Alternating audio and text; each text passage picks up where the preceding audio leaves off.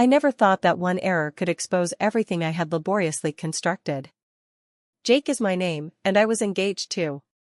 My ideal woman Sarah was everything I could have ever hoped for in a companion. Kind, intelligent, and breathtakingly lovely. Our wedding was just 4 weeks away, and we had been together for 3 years. Our families were already joining together in excitement and joy, and everything appeared ideal until I did something that still amazes me. Rachel, Sarah's younger sister, was the type of girl who, without even trying, turned heads when she entered a room. She exuded an erratic, spontaneous energy that made everything around her seem to spin.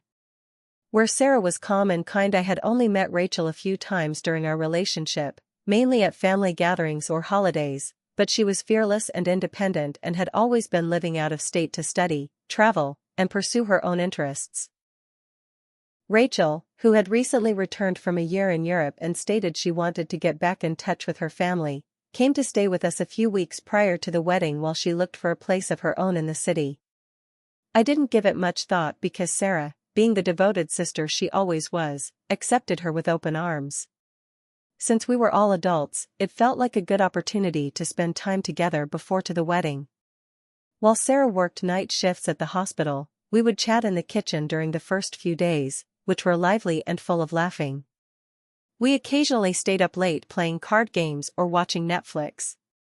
We laughed more than we should have and told each other stories about our lives and trips. It seemed innocent at first, but one evening everything changed.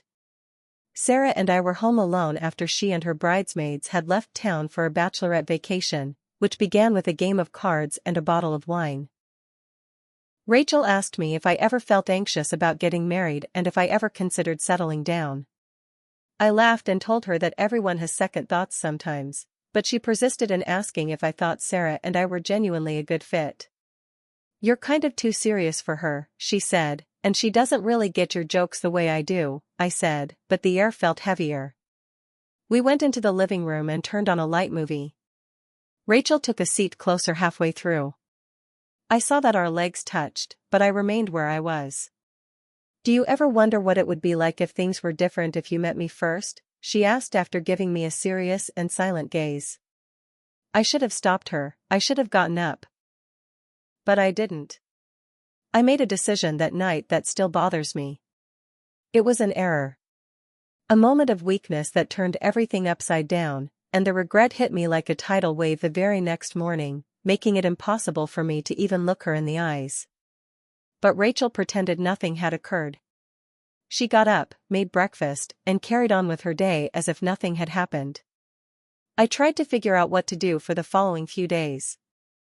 I didn't want to lose Sarah, but I also couldn't pretend that everything was normal after doing the one thing I vowed never to do.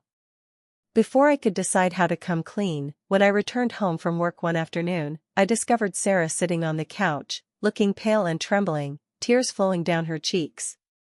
Rachel had done it for me. Sarah stared at me and questioned, "Is it true?" without Rachel present. My heart fell, I couldn't tell a lie. I nodded, she didn't shout or yell. Instead, she simply got up, went to the bedroom, and began packing my belongings. I would have been able to overlook nearly everything she said, but not this time. I won't explain it away.